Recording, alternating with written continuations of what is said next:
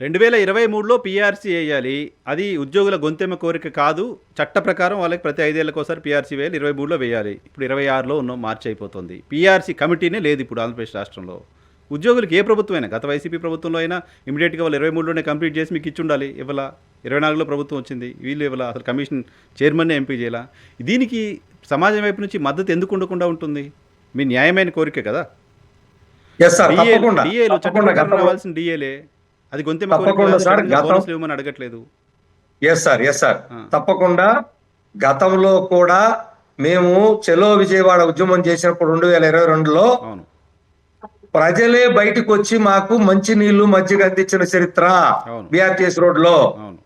కాబట్టి మేము మర్చిపోం. ప్రజల బ్రహ్మాండంగా ఉంటుంది. మీరు చెప్పినట్లుగా ఎవరో పార్టీలకు అనుకూలంగా ఉండే వాళ్ళు, వాళ్ళకి వ్యతిరేక వాళ్ళ పార్టీ కానీ వాళ్ళు పెట్టే బ్యాచ్ తప్ప, పెయిడ్ బ్యాచ్ తప్ప ప్రజలు కాదు. ప్రజలకు అన్ని తెలుసు పాపం ఈ ఉద్యోగులకు ఎంత ఇబ్బంది జరుగుతుంది అనేది. రెండు, ఏదైతే 1/7/2023 నుంచి మాకు పిఆర్సీ రావాలన్నాం, మీరు చూడండి ఇప్పుడు మళ్ళీ 1/7/2028 పిఆర్సీ, కొత్త పిఆర్సీకి మళ్ళీ వస్తుంది. ఇప్పుడు కనీసం కమిషన్ నియామకం లేదు. సో ఉద్యోగులు ఏం అభద్రత పడింది?